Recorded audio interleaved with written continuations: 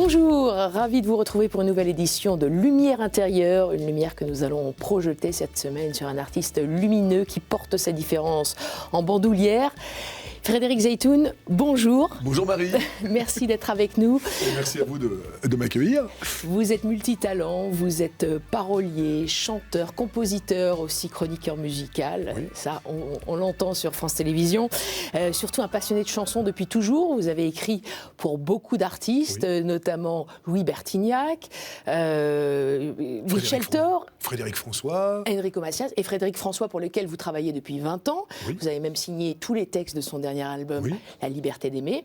Vous avez également chanté avec beaucoup d'entre eux, oui, notamment dans votre dernier album Duo solitaire, en particulier avec Charles Aznavour. C'était son dernier enregistrement, je crois, avec vous. Magnifique souvenir. Pour cette chanson qui s'appelle Bien au contraire. Il y avait aussi Doc Gynéco, Linda Lemay, Philippe Lavigne, enfin... Ça, c'était l'avant-dernier album, tout à fait. Voilà. C'était l'avant-dernier album et c'est vrai que cette rencontre... Vous chantiez en duo à ce moment-là. Oui. Et là, vous revenez avec un album où vous êtes tout seul. Comme un donc grand. Vraiment en solitaire. Voilà, comme un grand. Vous signez bien évidemment tous les textes. Ça s'appelle J'aimerais, oui, c'est dans les bacs. Alors pourquoi J'aimerais avec ce S conditionnel? Parce que c'est... Et pourquoi pas un présent ou un futur? Ou un futur. Bah, là, c'est vrai que ce J'aimerais-là qui est lié c'est aussi le titre de l'une de vos chansons, voilà, bien évidemment. Cette chanson-là, c'est, vous savez, tous ces vœux un peu pieux que l'on fait en se disant qu'on a très peu de chances de les voir se réaliser, mais la parole étant créatrice, eh ben, autant les formuler, c'est toujours ça de fait, quoi, en fait. C'est toujours ça de pris. Thinking. Effectivement, effectivement. C'est inconditionnel. On aimerait tous vivre dans un monde un peu plus pour tout le monde qu'il ne l'est aujourd'hui. Et c'est un peu le sens de la chanson. On n'est pas chez les bisounours dans cette chanson. Il y a certains copains qui m'ont dit, mais enfin, c'est quand même un peu facile. J'aimerais... oui, on a tous des vœux. Là, c'est pas la liste de mes envies. C'est la liste des envies, des choses que je voudrais voir changer.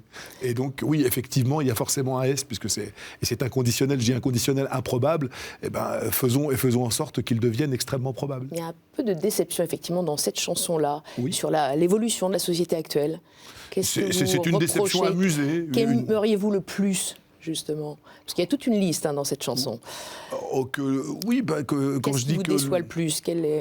J'ai l'impression qu'on parle de plus en plus de bienveillance, qu'on parle de plus en plus dans les entreprises, notamment de management bienveillant, qu'on parle de plus en plus de solidarité. Enfin, c'est des mots qu'on manie beaucoup. Et je trouve, on parle de plus en plus d'amis sur les réseaux sociaux.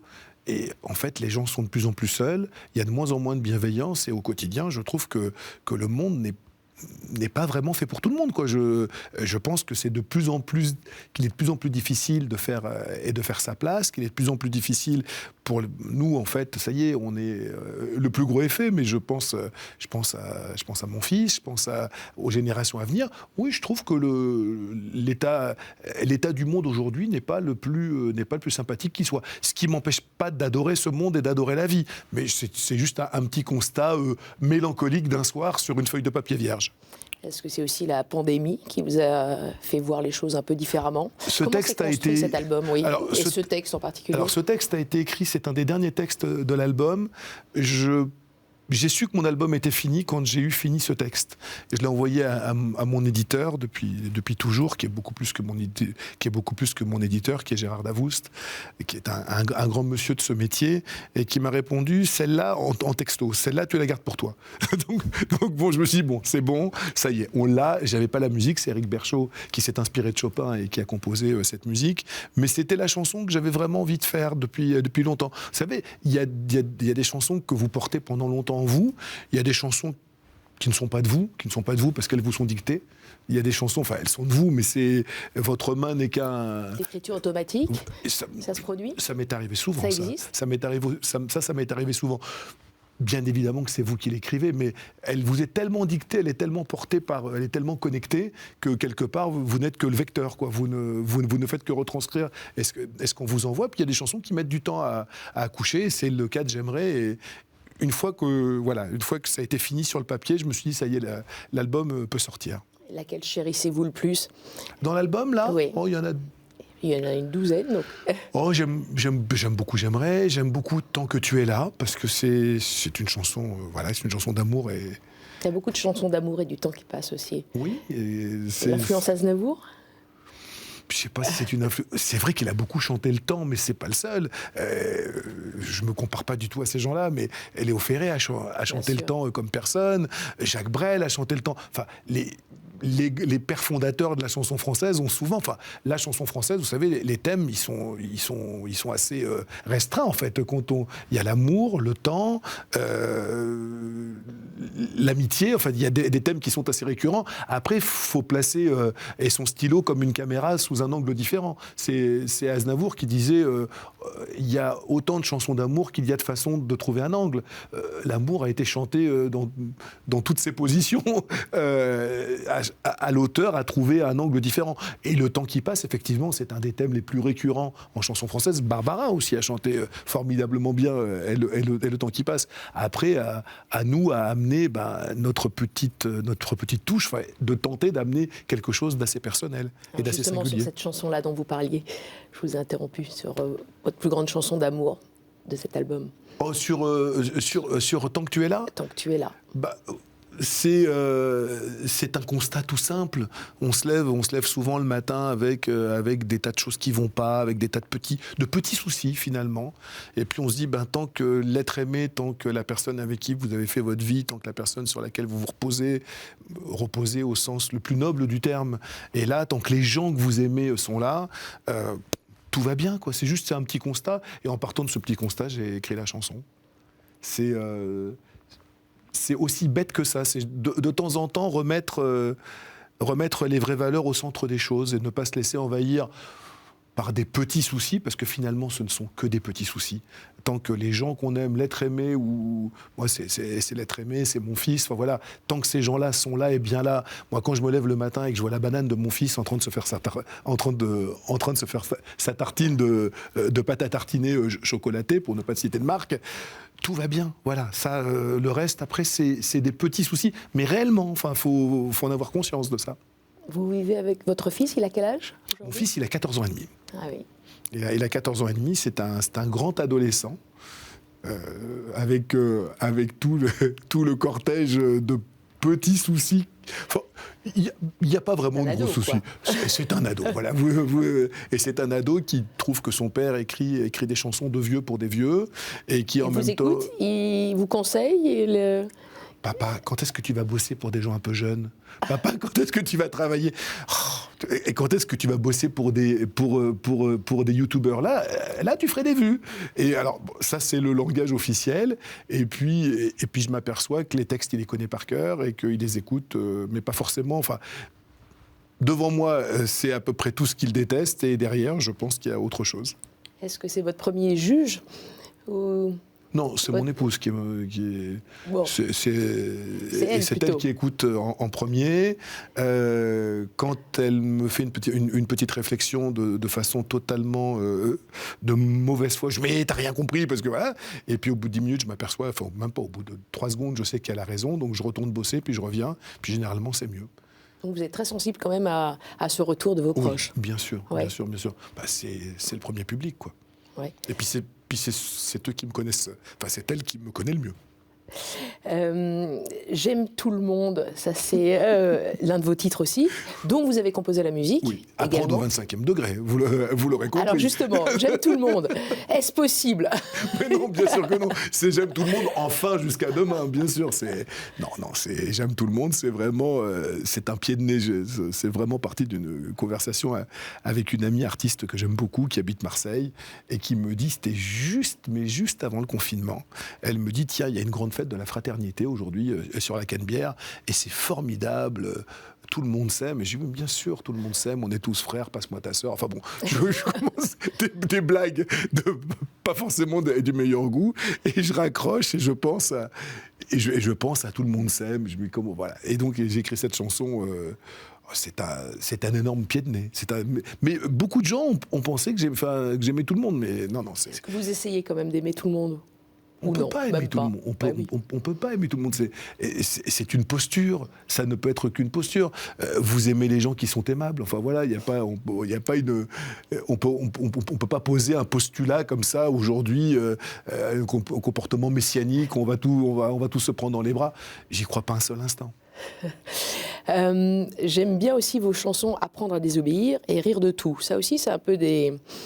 on entend la société, là. Il faut rire de tout, il faut aussi apprendre à désobéir. Est-ce que ça, c'est ce que vous dites à votre fils ? Tout à fait. Ça, c'était le cadeau de ses 13 ans, de sa bar mitzvah. Dans la religion juive, c'est une espèce de passage initiatique où on passe à l'âge adulte, et bien qu'étant... très, très peu pratiquant, voilà, c'était un passage que Simon a passé avec nous, et je ne savais pas quoi lui dire pour ce passage à l'âge adulte, et je trouvais que le meilleur message, c'était de lui dire de garder son libre arbitre, son jugement, et de pas obéir à tout, parce qu'il n'y a rien de pire que d'obéir à tout. Je trouve qu'il y a, dans l'histoire avec un grand H et dans la vie de tous les jours, avec un petit J comme jour, il est urgent de temps en temps d'apprendre à ne pas dire oui à des ordres qui sont profondément obscènes. C'est-à-dire ? Je pense qu'on peut se retrouver dans une entreprise avec de temps en temps une hiérarchie qui peut vous amener à balancer des collègues. Enfin, ça c'est pour la vie de tous les jours, pour la petite mesquinerie quotidienne. Et je pense qu'effectivement, et que politiquement, il faut aussi apprendre. Heureusement que dans l'histoire, des gens ont appris à désobéir. Je parlais de la gestion, la genèse de cet album. Ça s'est produit comment ? Une bonne partie a été écrite avant le confinement, ouais. Et les derniers titres ont été faits pendant le confinement. J'ai la chance de bosser avec un ami qui réalise mes albums, qui s'appelle Gérard Capaldi, qui est quelqu'un que j'aime énormément. J'ai beaucoup de chance, en fait, dans ce parcours artistique. J'y viens tard, mais j'ai la chance de bosser en famille. J'ai mes 3 mousquetaires, comme je les appelle. Il y a Gérard Davoust, que j'ai déjà évoqué, qui est mon éditeur depuis de nombreuses années. C'est grâce à lui que j'ai rencontré Charles Aznavour. Ça a été l'ami et l'associé de Charles Aznavour durant 48 ans. Ça vous marque un homme, quand même.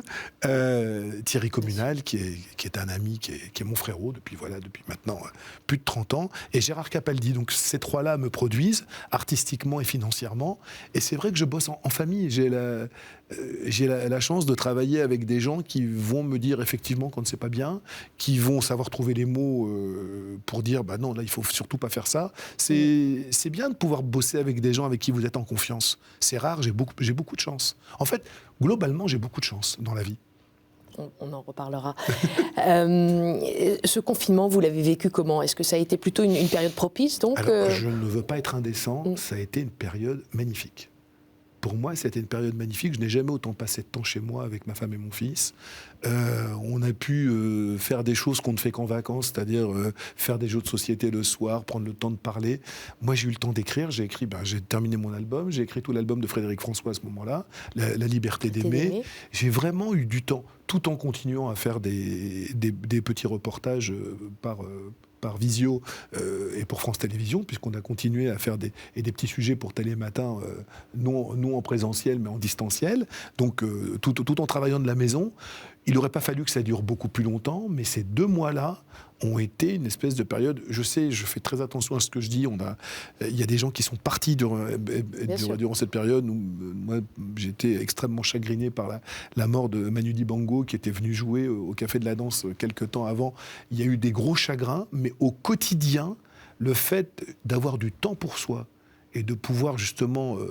prendre ce temps et le savourer sans avoir l'urgence de monter dans une voiture, de courir à un rendez-vous, franchement, ça a été très, très bénéfique. Le Café de la Danse où vous serez le 19 décembre prochain. Oui. On en reparlera. Vous vous sentez plutôt homme de lumière ou homme de l'ombre ? Parce qu'on vous entend, on vous voit à la télévision, donc comme chroniqueur musical, aussi sur scène. Et puis, il y a cette partie d'ombre aussi, de travail à la table. J'aime bien les deux.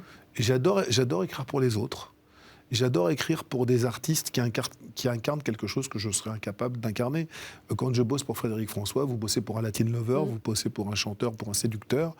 vous pouvez oser des choses que jamais je n'oserais chanter. Quand vous bossez pour Daniel Lévy, il a une telle étendue vocale, il a un tel potentiel au niveau de sa voix que vous pouvez oser des choses que vous n'osez pas pour vous. Et j'aime bien l'idée, quand ce sont des gens que j'aime, oui. Je me suis jamais forcé à écrire pour des gens que je n'aimais pas. J'ai cette chance aujourd'hui de pouvoir choisir. Et donc, effectivement, vous savez, écrire une chanson pour quelqu'un, c'est un cadeau. C'est un cadeau qui doit vous plaire aussi. C'est-à-dire que qu'est-ce que j'ai envie de dire que cette personne-là pourrait porter ? Et donc, à partir de là, c'est une équation à deux inconnus. Enfin, il y a deux paramètres, en fait. Et moi, j'adore faire ça. Me mettre au service des autres, c'est quelque chose... Ça n'a jamais été quelque chose que j'ai fait par dépit. J'ai, pendant des années, fait qu'écrire pour les autres et j'en étais comblé. Mais vraiment, entendre quelqu'un chanter une de vos chansons, mais c'est formidable. Enfin, surtout quand elle est bien interprétée. C'est sûr. Bon, on parlait de l'ombre là, il y a l'ombre et la lumière. Moi-même, je vais partir dans l'ombre, je vais vous laisser dans la lumière. Tout seul, quand même. Et on va aborder la deuxième partie de cette émission, absolument. Je vais vous proposer 4 mots, à vous de nous les éclairer. D'accord. À tout de suite. À tout de suite. À bientôt, Marie.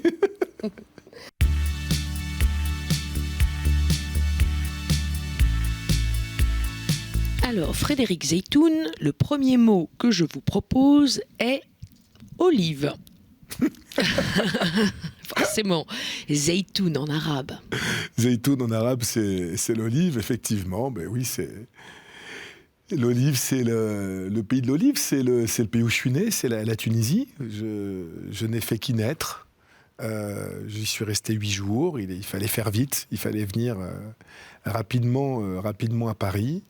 Et mon papa m'a pris sous le bras et on est venus tous les deux dans un Paris qu'il ne connaissait pas, ou très très peu. Il était venu en voyage de noces en 1950, avec ma maman. Donc il a laissé, bon, il y avait, vous l'aurez compris, une urgence médicale, une urgence vitale. Il fallait trouver un service pédiatrique compétent, parce que là-bas, il ne savait pas trop quoi faire de moi. En fait, donc, vous êtes né paraplégique. C'est ça, je suis né avec une malformation au niveau de la colonne vertébrale. Et donc, les médecins qui avaient accouché ma pauvre maman ne savaient pas trop quoi faire de moi, mais tellement pas quoi faire que, bon, si j'avais pu ne pas tenir, c'était mieux pour eux, quoi. En fait, ils ne me donnaient pas vraiment beaucoup d'espérance de vie, quoi. Et puis, il faut croire que j'avais envie de vivre, et puis il faut surtout croire que mon père... je dis mon père parce que maman avait tellement souffert durant l'accouchement. Je crois que l'accouchement a duré genre 24 heures. Il ne comprenait pas pourquoi je ne pouvais pas pousser avec mes jambes. On a compris pourquoi depuis, et donc elle a failli mourir en me mettant au monde, quoi, en fait. Et donc elle est restée en Tunisie avec le reste de la famille, avec mes 2 grandes sœurs, et papa m'a pris sous le bras comme ça, et on est venus tous les deux, bras dessus, enfin surtout moi sous son bras, à Paris, et j'ai été opéré à l'âge de 10 jours, une opération qui a été décisive, et puis voilà, je suis là. Et vous êtes resté à Paris depuis ? Je suis resté à Paris. Maman et mes 2 grandes sœurs nous ont rejoints. Moi, je suis né le 2 juillet 61. Et maman et mes grandes sœurs sont arrivées à Paris. Et donc, j'ai fait la connaissance de ma maman le 9 décembre 1961, quelques mois plus tard. Et cette Tunisie où vous êtes né, vous y êtes retourné depuis ? Vous y allez régulièrement ? J'y suis retourné 2 fois en club de vacances. Honnêtement, je ne peux pas avoir la nostalgie de quelque chose que je n'ai pas connu. Dans les yeux de mes parents, c'était les 40 premières années de leur vie. Ils ont tout laissé là-bas, mais quand je dis tout laissé, ils ont tout perdu, surtout là-bas. Ils n'ont rien pu garder des biens qu'ils avaient là-bas. C'était pas des propriétaires terriens, c'était pas des colons. Et papa était tunisien, il était juif tunisien, et voilà, il n'a rien pu récupérer en venant en France et en optant pour la nationalité française. Il a perdu tout ce qu'il avait là-bas. Donc je n'ai pas forcément beaucoup de nostalgie, et je n'ai pas du tout de mélancolie par rapport à ça. L'olivier, puisque c'est notre premier mot, oui. C'est l'arbre le plus cité dans les 3 religions et dans la Bible. Oui, c'est vrai. C'est un symbole de la paix. C'est le symbole de la paix. Pour moi, l'olive, c'est aussi le symbole de la convivialité, l'huile d'olive. C'est les grandes tablées, c'est les fous rires, c'est les soirées, c'est les veilles de Shabbat, c'est les soirées du vendredi soir. C'est cette odeur d'olive aussi, cette odeur d'huile d'olive que j'aime tant et qui est pour moi synonyme plutôt. C'est vrai qu'il y a bien sûr, il y a toute la dimension pacifique, le rameau d'olivier et toute sa symbolique. Moi, l'huile d'olive, c'est aussi les grandes tablées et la chaleur humaine. Je reviens sur le symbolisme, je parlais de la paix, de l'espérance, oui. Et aussi du pardon. Le rameau d'olivier a été choisi par Dieu pour signifier à Noé que le déluge était fini et que la décrue commençait, symbole du pardon. Est-ce que vous avez pardonné de votre sort, en fait? De mon sort, de cette malchance de mon état initiale. Très très honnêtement, je ne sais pas si c'est une malchance. Je ne vais pas faire le malin, et je ne vais pas vous dire que c'est une chance et que je souhaite à tous les gens de naître paraplégiques. Là, faut pas déconner. Mais j'ai jamais eu cette notion d'injustice. Pour pouvoir pardonner, il aurait fallu que je sois offensé. Moi, je suis mais honnêtement, et je le dis sans aucune langue de bois, je suis plutôt heureux de ma vie, quoi. Oui, effectivement, ça a été moins facile que pour d'autres, mais il y a des tas de gens qui vivent des souffrances et avec des handicaps peut-être beaucoup moins visibles que le mien. Moi, il se voit, voilà, je n'ai pas l'usage de mes jambes. Honnêtement, à ce jour, ça ne m'a pas empêché de faire grand-chose, quoi. Je suis plutôt ennuyé de voir... et cet handicap, je le vois plus dans les yeux des autres que moi dans mon quotidien, quoi. Dans les yeux des autres, il peut m'agacer beaucoup. Quand j'entends des gens me penser incapable d'eux, ça peut m'ennuyer. Mais moi, honnêtement, je n'ai... J'ai jamais vécu ça comme une malédiction. J'ai vécu ça comme une différence. Et donc voilà, il fallait faire avec ce que la vie m'avait donné.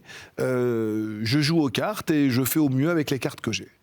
Donc la notion de pardon, honnêtement, j'ai pas à pardonner. Je n'ai pas été offensé. Ça me permet de rebondir sur notre deuxième mot, c'est regard, justement. Ah, ça c'est un mot qui a beaucoup de sens pour moi. Parce qu'effectivement, le regard des autres, quand vous vous déplacez, mais pour moi c'est un moyen de locomotion, le fauteuil roulant, c'est pas un état.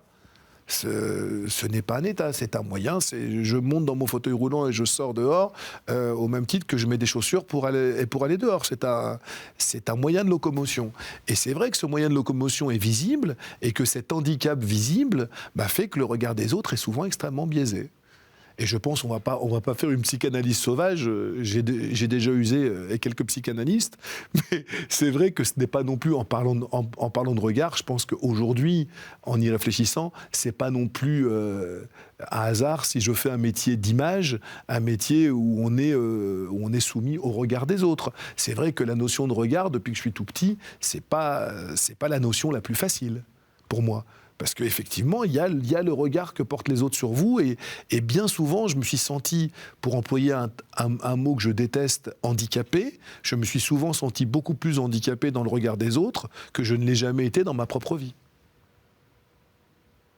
Est-ce que vous vous ressentez comme un porte-étendard d'autres personnes différentes comme vous ? Surtout pas. Surtout pas. Alors vraiment, pour le coup, ce serait extrêmement prétentieux. En revanche, quand je reçois via les réseaux sociaux, il faut bien qu'ils aient des bons côtés, ces réseaux sociaux, de temps en temps. Quand je reçois des petits messages de gens, de gamins qui me disent « j'ai eu un accident de mobilette, j'osais pas m'inscrire au club théâtre de mon collège, et puis je vous ai vu sur scène, et du coup, je me suis inscrit au club théâtre », là, ça me fait un immense plaisir. Je ne cherche pas à être un porte-étendard de quoi que ce soit. Si maintenant, ce que je fais, juste le fait de faire, peut ouvrir des petits coins de ciel à des gens. Moi, il y a des gens qui m'ont ouvert des coins de ciel. Moi, il y a un monsieur comme Jacques Martin qui m'a aidé à croire à des choses auxquelles je ne pouvais pas croire. C'est lui qui m'a dit, j'ouvre des guillemets, t'as une bonne tronche, je vais te mettre à l'antenne, fauteuil ou pas fauteuil, petit fauteuil ou pas petit fauteuil, il employait le terme de petit fauteuil, chez lui fauteuil ça allait avec petit, petit fauteuil ou pas petit fauteuil, je vais te mettre à l'antenne et tu vas faire de la télévision. Donc il y a des gens qui m'ont ouvert des coins de ciel. Si moi, ma démarche marche aujourd'hui, si ce que je fais très modestement peut inviter des gens à croire en leurs rêves et en tout cas à ne pas se priver d'avoir envie de faire ce qu'ils ont envie de faire, bien qu'étant à mobilité réduite, ben franchement, oui. Là, dans ces cas-là, oui, je pense que j'ai peut-être un rôle à ce niveau-là, mais je ne le fais pas pour avoir un rôle. Je le fais parce que j'ai envie de faire les choses, surtout. Ça a été le cas notamment à travers votre spectacle L'Histoire enchantée du petit juif à roulettes oui. en 2013. C'est quand même une formidable histoire d'espérance. Oui, j'ai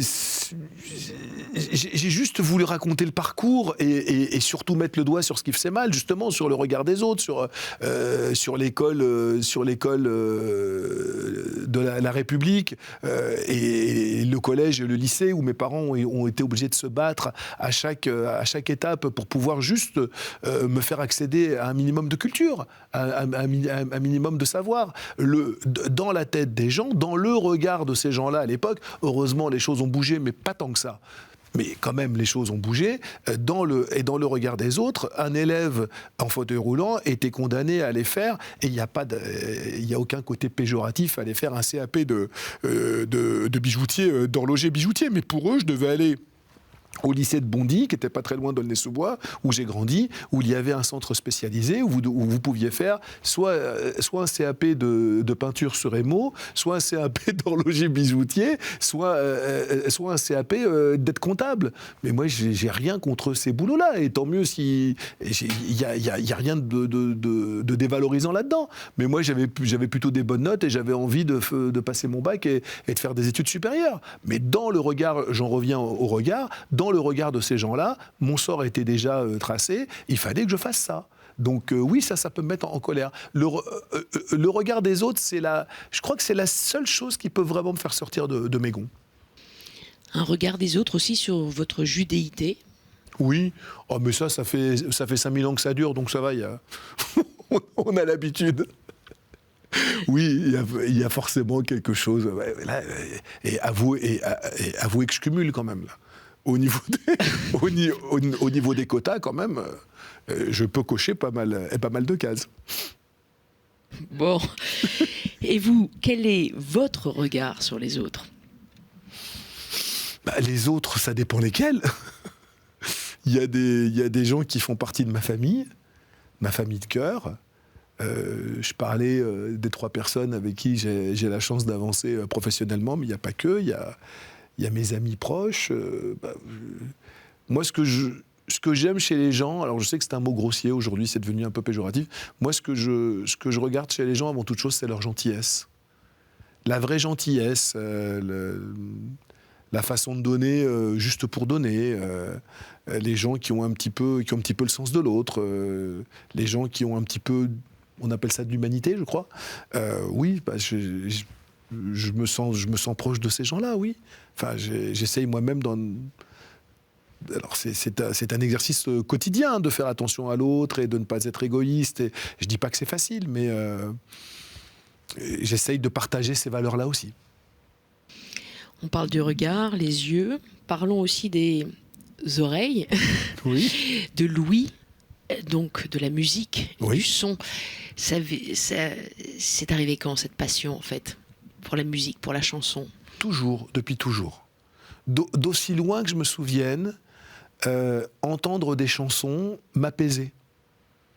Il y avait le transistor, il y avait le poste de radio qui était en marche à la maison.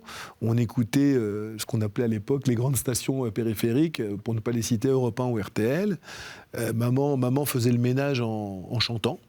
Et effectivement, moi mes souvenirs de gosse, mais vraiment je me souviens de Zorro est arrivé d'Henri Salvador. Je me souviens de Sacha Distel, pour qui ma maman avait un petit faible d'ailleurs, je crois. Je me souviens de Joe Dassin, des premières chansons de Joe Dassin. Enrico Macias, dont j'avais l'impression que c'était un membre lointain de la famille, une espèce de tonton Cristobal qu'on ne voyait jamais. Mais on l'évoquait tellement, ces chansons parlaient tellement de ce que mes parents vivaient.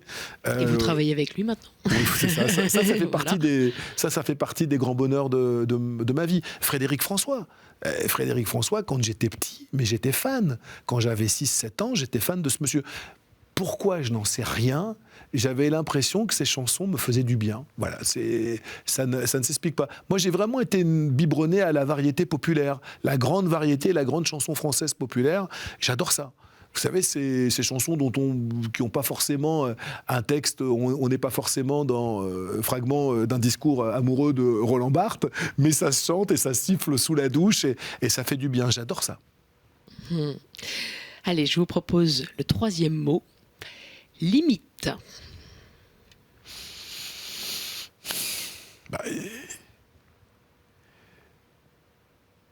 Moi, je pense qu'on a les limites qu'on veut bien se donner dans la vie. Voilà, c'est tout. Vous en avez surmonté, vous, des limites? En fait, j'en ai pas. Vous en avez pas beaucoup. Même concrètement, vous faites de la plongée, du quad, même de l'équitation, j'ai lu. Oui, mais je fais pas ça pour me faire du mal. Je fais ça parce que ça me fait du bien. La plongée sous-marine, j'ai connu celle qui est devenue mon épouse. Elle avait passé son premier niveau. Elle rentrait d'Hawaï. Moi, j'avais très envie, mais j'avais envie parce que j'avais vu, comme tout le monde, les documentaires du commandant Cousteau, entre autres, et j'avais très envie de me frotter à ça. Je nage plutôt bien, donc je me suis dit, si j'arrive à... Je voulais juste parler avec un prof de plongée et lui dire, voilà, je sais faire ça, ça, ça, ça, ça. Est-ce qu'on peut, avec ce que je sais faire, adapter cette activité à ma différence ? Et après avoir essuyé deux, trois refus de gens un petit peu obtus en me disant mais c'est même pas, on prendra pas le risque, mais vous plaisantez au niveau des assurances. Enfin bon, voilà, il y a toujours des crétins. En Guadeloupe, dans un tout petit club qui payait pas de mine, je suis tombé sur un type qui avait, Jean-Michel pour ne pas le citer, qui a eu vraiment une écoute et qui m'a dit écoute, tu sais quoi, on va pas prendre de risque. Puis moi, j'avais pas envie de me mettre en danger. Enfin, et quand je fais tout ça, c'est pas un suicide mode d'emploi. Hein. Je fais ça parce que j'ai envie de me faire plaisir. Donc, à partir de là, on a fait un test en piscine. On a vu que je pouvais, avec les bras, pallier à certains mouvements qui se font notamment en palmant, entre l'astab, ce qu'on appelle l'astab, c'est cette espèce de gilet qu'on a entre l'astab et les bras. J'arrivais à pallier à ce que je n'arrivais pas à faire avec les jambes, et je suis allé comme ça jusqu'au niveau 3, jusqu'au niveau plongeur indépendant.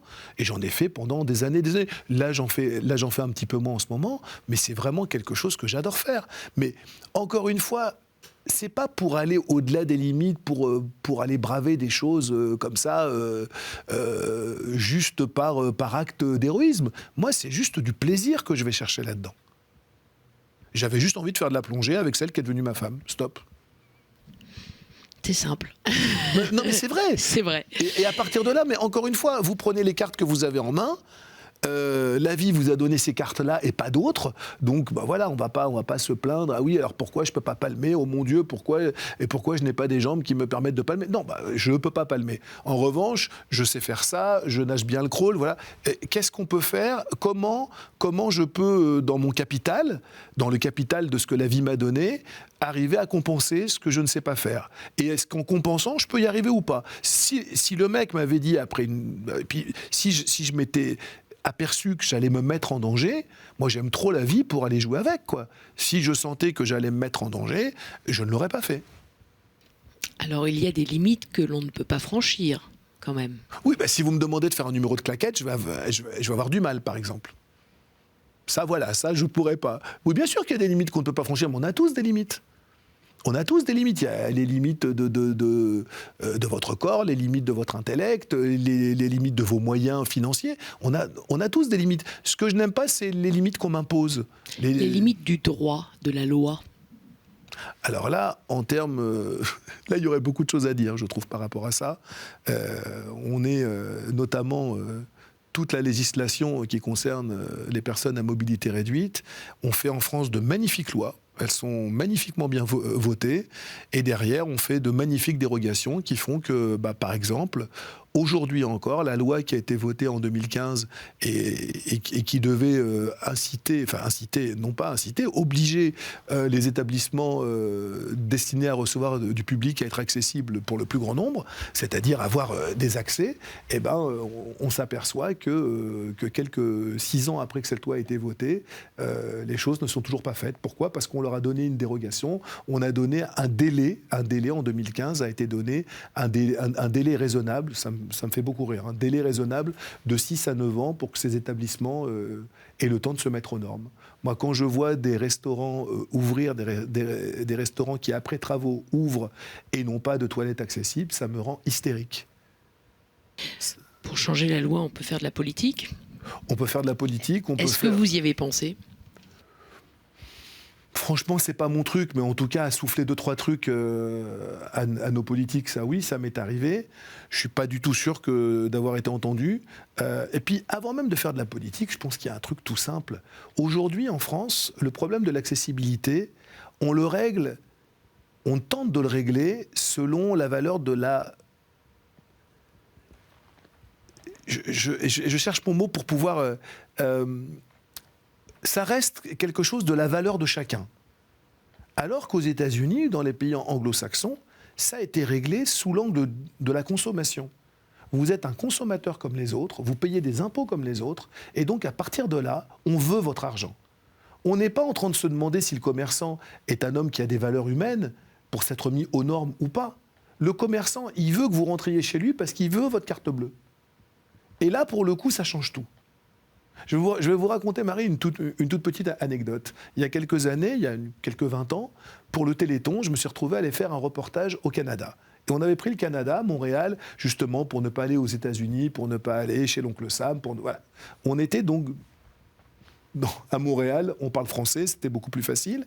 Et le dernier jour, on venait d'interviewer le maire de Montréal.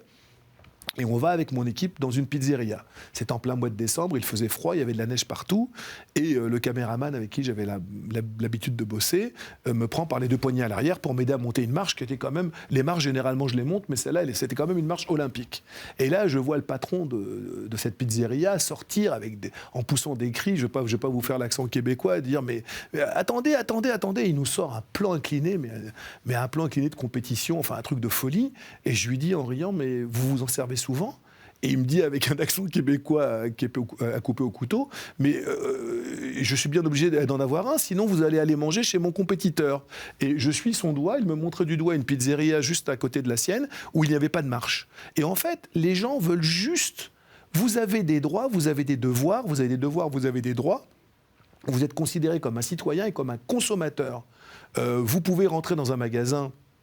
Et essayer votre jean dans une cabine qui est assez large. Vous ne pouvez pas passer avec votre fauteuil dans cette cabine sans avoir besoin de prendre le pantalon, de rentrer chez vous, de l'essayer, de faire l'ourlet, de le ramener. On veut que vous soyez un consommateur, on veut votre argent.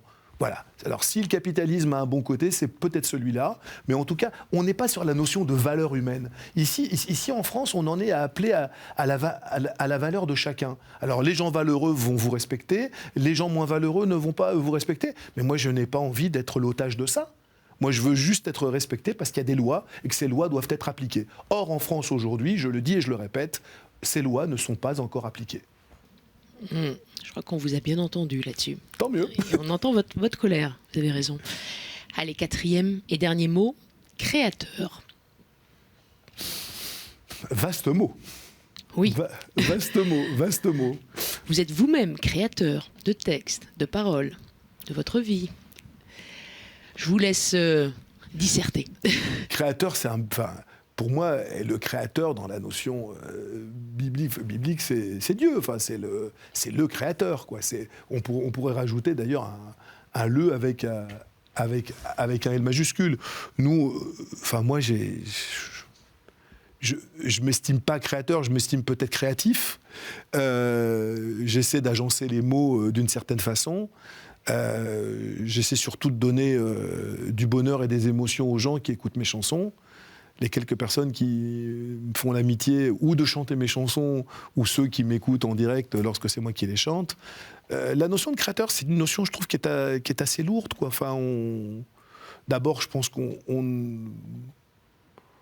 on crée pas grand-chose, quoi. On ne fait que reprendre des choses qui ont été faites par nos aînés en matière de chansons.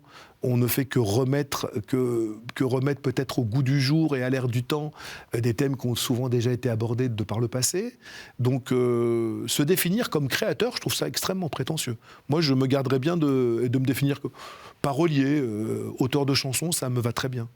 Créateur, c'est un peu lourd. Parlons du créateur avec un grand C, si quelqu'un devant vous. Oui. Dieu, donc. Quel est votre rapport à la religion, votre pratique? Alors, écoutez, pratique religieuse, pas grand-chose. Pas grand-chose. Croyance, avec le temps, j'ai fini par me dire, oui, qu'effectivement, il y a peut-être un petit truc au-dessus de nous. J'ai eu beaucoup de mal avec ça. Moi, ma phrase de chevet, c'était la phrase de Woody Allen, c'était « Dieu, s'il existe, j'espère au moins qu'il a une bonne excuse ». C'était un peu ça, mon truc. Très honnêtement, c'est quelque chose avec lequel je ne suis pas totalement... J'ai aucune certitude là-dessus. Je sais pas si Dieu existe. Je sais, en tout cas, j'ai envie de le croire, que les gens qui nous ont quittés, qui nous aimaient, quelque part, leur âme est toujours là. Et qu'ils nous protègent et qu'ils nous veillent. Ça, je le pense profondément. En tout cas, j'ai envie de le croire. J'aime cette idée-là. Le Dieu que l'on prie quotidiennement, ça n'a jamais été mon truc. Ça n'a jamais été mon truc. J'ai une forme de spiritualité, oui. Je vous dis, l'âme de mes parents qui ne sont plus là, ça j'y crois beaucoup. Enfin, l'âme des gens qu'on aimait qui ne sont plus là et qui continuent à nous inspirer, qui continuent à être avec nous, ça me parle. Donc oui, je ne peux pas penser que ça s'arrête comme ça et qu'une fois que les gens sont morts, ce serait... Pour moi, ça... Il y a quelque chose d'une âme qui continue à nous veiller, ça oui. Pratique religieuse, pas grand-chose. Pas grand-chose. Je me sens profondément juif par beaucoup de choses, mais pas forcément par une pratique, pas forcément par une application religieuse quotidienne ou hebdomadaire. Vous faites pas le Shabbat? Je fais le Shabbat culinaire. Shabbat, pour moi, c'est pendant des années chez mes parents, c'était le couscous familial. Et aujourd'hui, c'est une soirée que j'essaye de passer en famille. C'est une soirée, il faut vraiment que j'ai quelque chose de très important ou un impératif professionnel pour ne pas être chez moi le vendredi soir. Ça reste un point d'ancrage. Chez certains, c'est le dimanche midi. Chez moi, c'est le vendredi soir. J'aime être avec ma famille ce soir-là. C'est voilà. Votre fils a fait sa bar mitzvah aussi, vous en parliez. Oui. Il a eu envie de la faire. On l'a accompagné là-dedans. Des traditions religieuses qui perdurent. C'est presque plus des traditions culturelles que cultuelles, honnêtement. Il y a presque plus quelque chose... Et puis, dans ce passage à l'âge... Puisque vous parlez de la bar mitzvah, dans ce passage à l'âge adulte, il y a plus quelque chose de l'ordre de... C'est pas que du religieux, c'est aussi une prise de responsabilité dans la vie, dans la société, c'est assumer ses actes, être responsable de soi. C'est pas que lié au texte religieux. Ça n'a pas que le poids de la religion, ça a le poids de l'homme dans la cité au sens latin du terme, quoi. Ça a la place de l'homme dans la vie, ça a la place de l'adolescent qui va devenir un homme. Devient homme, oui. C'est pas ça peut être totalement déconnecté. C'est le père et la mère qui ouvrent la voie à l'enfant. On peut y mettre du religieux, mais on peut y mettre aussi juste tout ce qu'on a envie de donner en être humain à son gamin et à lui montrer la voie sans pour autant y mettre un... C'est un peu confus ce que je suis en train de dire, mais il n'y a pas forcément un code religieux là-dedans. Il y a un code initiatique d'être humain qui devient un enfant qui devient adulte, quoi. Oui. On arrive au terme de l'émission. Oui. Je vais revenir auprès de vous. Chouette. Pour un petit débrief. Et puis on va clôturer. À tout de suite. À tout de suite.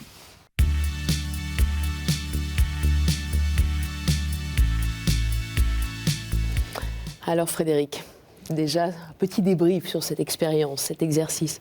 Est-ce que vous vous êtes senti plutôt dans un confessionnal ou plutôt sur le divan d'un psychanalyste, vous qui avez pratiqué?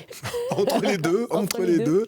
Non, c'est vrai que, en fait, il n'y a tellement pas d'émissions de télévision ou d'émissions de radio où on prend ce temps, le temps que... il y en a. Il y a eu le divan, d'ailleurs. Oui, le divan, en aparté, voilà. Mais c'est... Là, ça... Au niveau de la thématique, ça va quand même beaucoup plus loin, je trouve. Et puis on s'y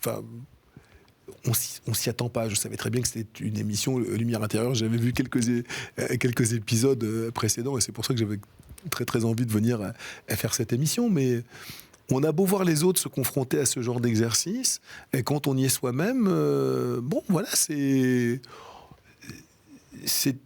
toujours très plaisant d'être confronté à son intérieur, quoi. Et je trouve que cette émission y parvient très très bien. À son intériorité, à son intimité. Est-ce qu'il y a un mot qui vous a plus surpris que les autres ou pas plus surpris, mais qui m'a donné plus de fil à retordre, parce qu'il me donne plus de fil à retordre dans la vie. C'est créateur. C'est vrai que j'ai pas de religion par rapport à ça. J'ai pas de religion vraiment faite là-dessus.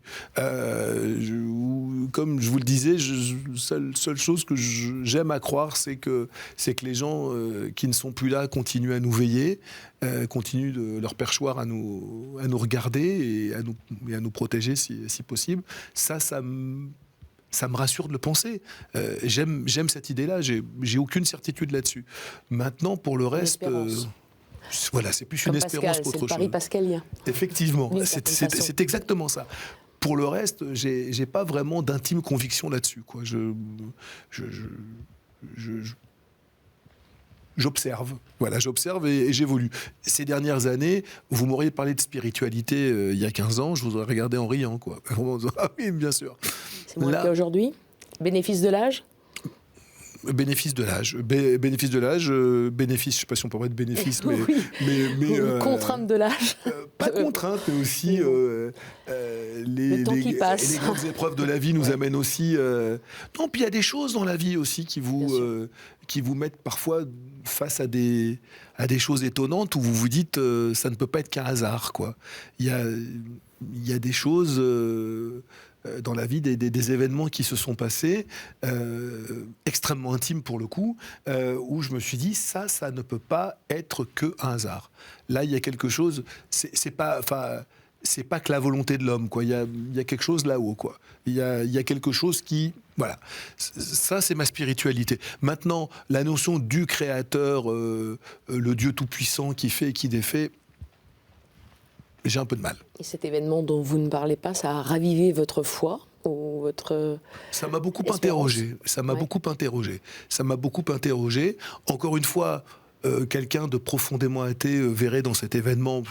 peu importe, mais verrait juste un hasard de la vie, me dirait, mais enfin bon, c'est juste un heureux hasard. Et puis moi, ce jour-là, j'y ai vu autre chose. Donc vraiment, oui. On ne sait pas ce que c'est, donc on a du mal à savoir. Ça ne nous regarde pas. En revanche, votre différence, on la voit. Oui. Ça aussi, c'est pas un hasard, selon vous ? Ou... Est-ce que ça a été, vous en parliez très bien au début, ça a été une forme de chance, entre guillemets. Ça vous a conduit vers un destin particulier ? Je dirais pas une chance. Parce que c'est vraiment pas une chance en soi. Voilà, je me suis pas posé de questions, je n'en ai jamais voulu à la vie de ce que je n'avais pas. Je n'en ai jamais voulu aux autres de ce que je n'avais pas. Vous savez, il y a des gens envieux, il y a des gens, ils ont 1 euro, ils ont 1 euro et le voisin a 2 euros. Moi, franchement, alors pour le coup, merci papa, merci maman, j'ai toujours fait avec ce que j'avais. Encore une fois, pour moi, la vie est un jeu de cartes. Il y a des cartes qui ont été données et j'essaye de faire au mieux avec les quelques as que j'ai dans mon jeu. Voilà. Ça s'arrête là. Je me suis jamais demandé, mais si tu avais marché, mais si... Je n'ai pas marché, donc à partir de là, voilà, je suis comme je suis. J'ai toujours essayé d'être heureux avec ce que j'avais. Mais ça, encore une fois, merci mes parents, je n'ai aucun mérite. Mes parents étaient tous les deux sur leurs deux jambes, mes deux grandes sœurs sont... C'est quelque chose qu'on a en commun, de célébrer la vie dans ce qu'elle nous donne. C'est pas, on n'est pas une bande de débiles profonds qui nous satisfaisons et de ce qu'on nous donne. Mais juste, pourquoi s'énerver et s'acharner sur des choses qu'on n'a pas. Alors, ce qu'on n'a pas et qu'on peut aller chercher avec de la volonté, ça j'y vais. Les plaisirs qu'a priori auxquels je n'aurais pas accès et dont je me suis aperçu, comme la plongée sous-marine, que ça pouvait venir, tant mieux. Moi, en fait, mais sincèrement, quand je dis que ça ne m'a empêché de rien, ça m'empêche pas d'être aimé, ça m'empêche pas d'être papa, ça m'empêche pas de faire le métier que j'aime, ça m'empêche pas de monter sur scène. Honnêtement, j'ai été empêché de rien, quoi. Donc à partir de là, pourquoi j'en voudrais à la vie, quoi? Elle a plutôt été cool, quoi. Puis j'espère qu'elle n'a pas fini de l'être. Vous êtes un homme heureux?